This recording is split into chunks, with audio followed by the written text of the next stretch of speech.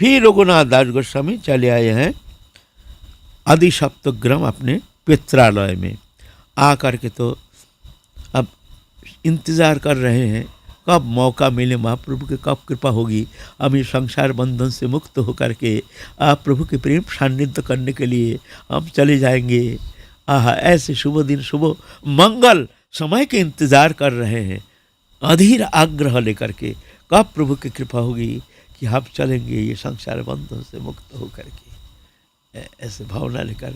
और इधर बाहर में दिखा रहे हैं जैसे विषयी प्राय, बाहर में दिखा रहे हैं विषयी प्राय, और ही कथा नहीं, कुछ नहीं, संसार कथा, विषयी वार्ता, ऐसे रुपया पैसा, हाय हाय, हा पैसा, इतना है। तो एक दिन क्या हुआ, उनके जो गुरु है यदुनंदन आचार्य एक दिन प्रातः काल आ गए हैं मिलने के लिए गोवर्धन दास के पास, वहाँ मिलने के लिए क्या मन आया, आ गए हैं, आकर के उनसे मिले हैं।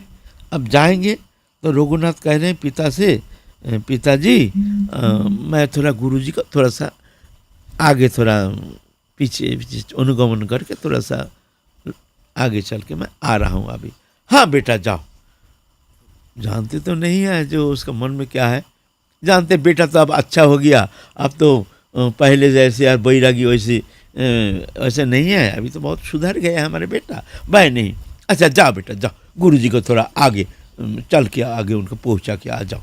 तो पीछे पीछे जा रहे हैं, गुरुजी को पहुंचाने, पीछे दिख रहे हैं कोई तो नहीं, थोड़ा दूर जा करके देखते हैं ना कोई नहीं, बस गुरुदेव मैं चल रहा हूँ, चरण स्पर्श करके एकदम जंगल का रास्ते उल्टा, जय राधे जय राधे बोल करके भागा। तो आज भी भागा, मैंने जी जान दे के एकदम भागना शुरू कर दिया, इतना दौड़ना शुरू किया जो लाख कोशिश करके भी जो हमारे पीछे करने से भी हम मिलेंगे नहीं, है ना।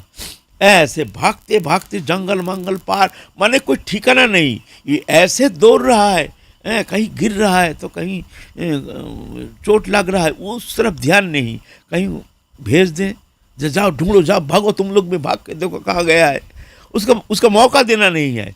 उसके पहले ही आप कम से कम 10 मील कम से कम आगे निकल जाएंगे। ऐसे उल्टा पलटा रास्ते से भागते सारा दिन बीत गया। फिर जाके जंगल का रास्ता है ना, इधर उधर रास्ता घाटता है नहीं, जान पहचान है नहीं, जाना है जगन्नाथपुरी महाप्रभु के पास। ऐसा करके सब पूछते फिर जा करके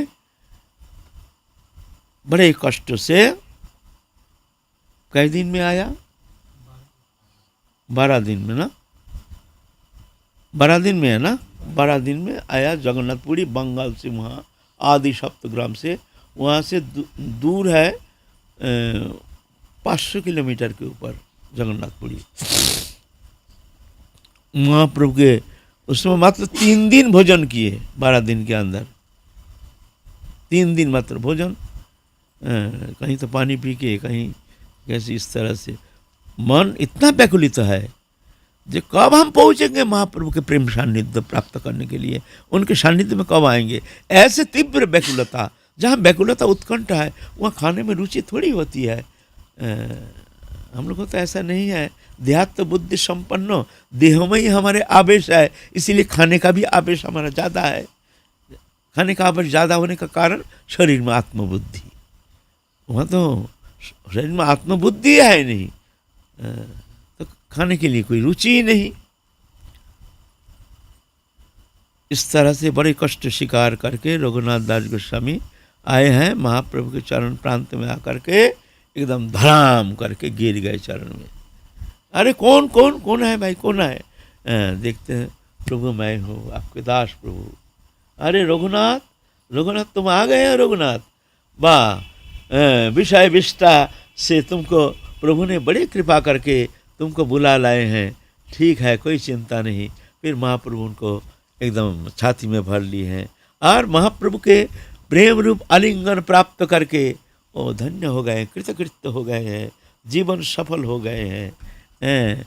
जो परमानंदमय पूर्ण ब्रह्म सनातन के वो आलिंगन उनके अंग स्पर्श पा करके उनका हृदय ग्रंथि खुल गया, आनंद के शिहरण।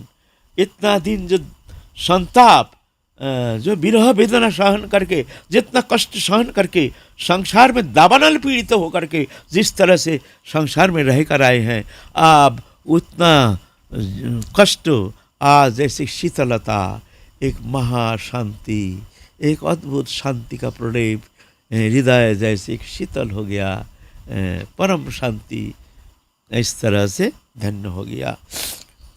फिर रघुनाथ को महाप्रभु कहते हैं जाओ। स्वरूप दामोदर है, बड़े पंडित और बड़े अच्छा कलाकार भी हैं, महाप्रभु के परम प्रिय पार्षद। पूर्व लीला में स्वरूप दामोदर है ललिता सखी ना, ललिता सखी राधारानी की अष्टविधा प्रधाना सखी है ना, ललिता विशाखा चित्रा इंदुलका चंपकलता रंग देवी तुंग विद्या सुदेवी। ऐसे ही ये सब आए हैं, ये नवद्वीप में महाप्रभु के साथ सब सखियाँ आए हैं। स्वरूप दामोदर, राय रामानंद, सेन शिवानंद, बसुरामानंद, गोविंदानंद ठाकुर, माधव घोष, गोविंद घोष, बासु घोष, ये अष्ट प्रधान सखी ये आए हैं, इन लोग आए हैं महाप्रभु के साथ ब्रजलीला में, ब्रजलीला से यहाँ आए हैं। ललिता सखी तो महाप्रभु रघुनाथ को कहते हैं, रघुनाथ जाओ इनकी सेवा में रहो, इनको शिक्षा गुरु मान करके जैसे आदेश करेंगे तदनुसार तुम आदेश पालन करो और इनके सानिध्य में रह करके तुम शिक्षा प्राप्त करो।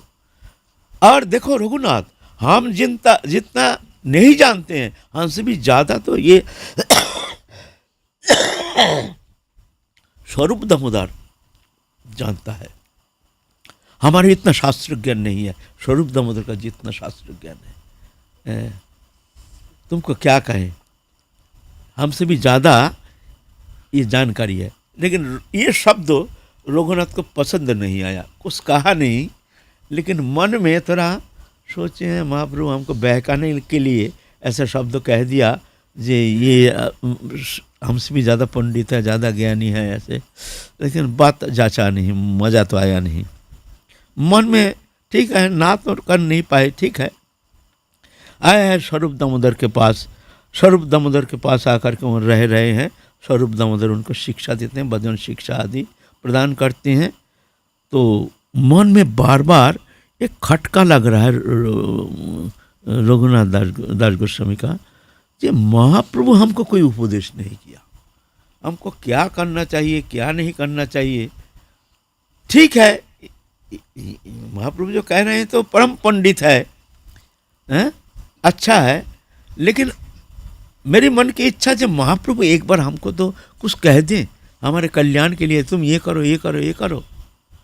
मन में एक दुख रह गया, महाप्रभु हमको कोई उपदेश नहीं किया। आए हैं महाप्रभु के चरण सान्निध्य प्राप्ति के लिए, आए तो है एक पुत्र महाप्रभु के लिए, और महाप्रभु हमको कुछ कोई उपदेश किए नहीं, हमको क्या करना चाहिए क्या नहीं करना चाहिए। ये एक जिज्ञासा मन में, लेकिन कह नहीं रहे हैं। एक दिन आए हैं महाप्रभु के पास, महाप्रभु तो सर्वांतर्यामी जानते हैं,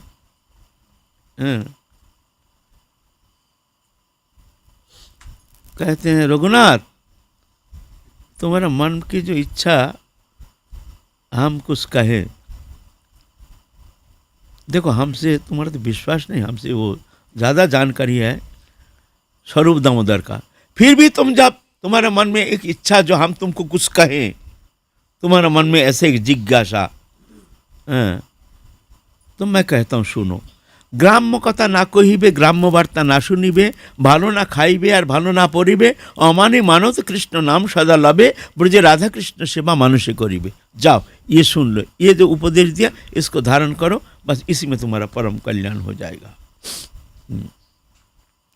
ग्राम्य कथा ना शुनिबे ग्राम्य वार्ता ना कहिबे, माने ये ग्राम्य वार्ता माने क्या, ये जो हम लोग ग्रामीण जो हमारे भगवत विषय नहीं है, गप सप, नाना प्रकार कुप्रसंगो, नाना प्रकार मनोरंजक अनुष्ठान, जो भोग्य मनुष्य के साथ जो व्यवहारिक हंसी मजाक आदि, यह है ग्राम्य वार्ता।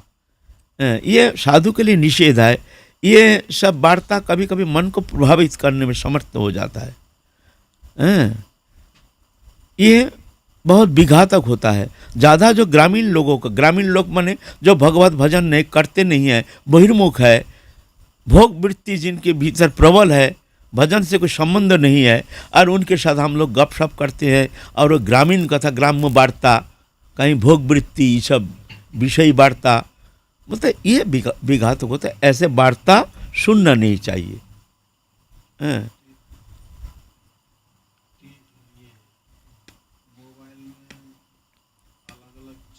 ये तो हम आ रहे हैं।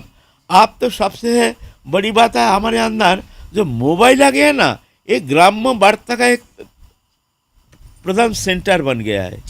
इससे बढ़कर ग्राम्य वार्ता के लिए तुमको किसी के पास जाने का कोई ज़रूरत नहीं है। इतना चैनल मनोरंजन के लिए तुम्हारे हर खुराक इसके अंदर है। जिसका जो वस्तु चाहिए उसका मोबाइल में मिल जाएगा। तुम्हारे जो चाहना है वही मिल जाएगा। इसमें एकदम भरपूर है। तुम्हारे चित्त को विक्षेप करने के लिए, तुम्हारे भीतर में विषय वासना जागृति के लिए, तुम्हारे विषय भोग इच्छा जागृति के लिए, तुम्हारे चित्त को विक्षेप करने के लिए, तुम्हारे मन को भगवत चरण से हटा करके संसार विषय में चिंतन कराने के लिए ये मोबाइल एक बहुत सुंदर उपकरण है। आप लोग जानते नहीं हैं ये कितना खतरनाक है, कितना खतरनाक भयावह है।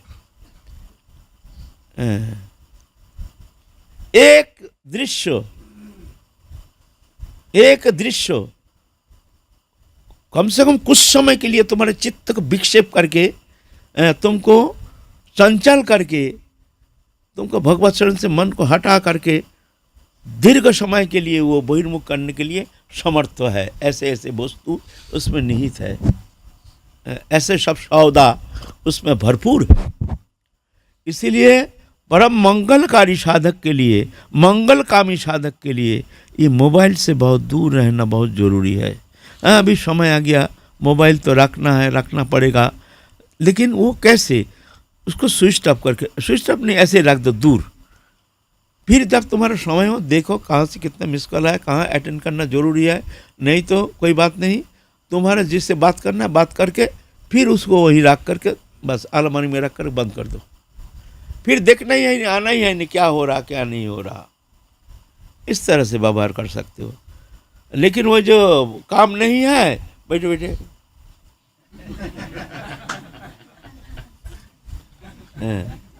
ये बड़ा खतरनाक है। ये बड़ा मनोरंजन के मन लगता नहीं है, काम धाम धाम नहीं है, क्या करूं बैठे बैठे। चलो साधक ही, मगर तो भजन में मन नहीं लग रहा।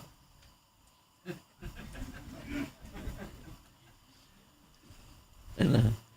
इसीलिए सावधान। ये मोबाइल बहुत, और विशेष करके जब भजन करते हैं, भजन करने के लिए हम जब बैठते हैं उस समय इसको विशेष करके स्विच ऑफ करके रख देना। जब तक भजन करके खबरदार उसका संपर्क में रहना नहीं, रखना नहीं है, भजन करने देगा नहीं। वो ऐसे ही रखोगे, तुम्हारा मन चिंतन कर रहा, भगवत चिंतन में ऐसे तो मन लगता नहीं है। मन लगाने के लिए बार बार कोशिश कर रहे हैं, क्रिंग क्रिंग बज गया, हेलो बस। अब लगाएंगे कहाँ? राधा रानी के चरण में, चला गया बम्बई। अब बम्बई से हमारा संपर्क हो रहा है, फिर रख दिया, फिर चेष्टा कर रहे हैं वृंदावन में राधा कृष्ण जुगल कुंज निकुंज भवन में, क्रिंग क्रिंग आ गया, हेलो। अब दिल्ली से आ गया, चला गया दिल्ली। एक बार दिल्ली, एक बार मुंबई, एक बार आगरा, और इधर। भगवान ऐसा थोड़ी होता है। ऐसा भजन करके कभी तुम भगवत चरण में मन को लगा सकते हो? कभी संभव? मनिंद्र जोगिंद्र आदि एकांत में रह करके, कत कठिन साधना करके, तपस्या करके जो मन को संयम करने में समर्थ है, वो मन को तुम संयमित तो कर नहीं पा रहे हो। और ऐसे ही तुम एक सौदा लेकर बैठे हो सामने, हर एक सौदा इसमें भरा हुआ है, और उसको लेकर के तुम भजन करना चाहते हो। ये स्वप्न मत देखो। इसीलिए ग्राम्य वार्ता के लिए अभी तो ये बहुत एनफ, एक मोबाइल एनफ। ग्राम्य कथा ना सुनी में, ग्राम्य वार्ता ना को ही में, कहना भी नहीं चाहिए ग्राम्य वार्ता। जो परमार्थ लोभी जो साधक है, जो भगवत भजन ही जीवन का उद्देश्य है, जो सब कुछ परित्याग करके भगवत भजन के लिए, आत्मकल्याण के लिए जो ब्रज में आए हैं उनके लिए तो ये एकदम बहुत स्ट्रिक्ट होना चाहिए किसी अवस्था में। टीवी और मोबाइल, बस इसका संपर्क दूर। ग्राम्य बार्ता ना कहिबे, ग्राम्य बार्ता ना शुनिबे, भालो ना खाइबे और भालो ना पढ़िबे, अमानी मानत कृष्ण नाम सदा लबे, ब्रजे राधा कृष्ण सेवा मानुषे करिबे। इस विषय में फिर हम लोग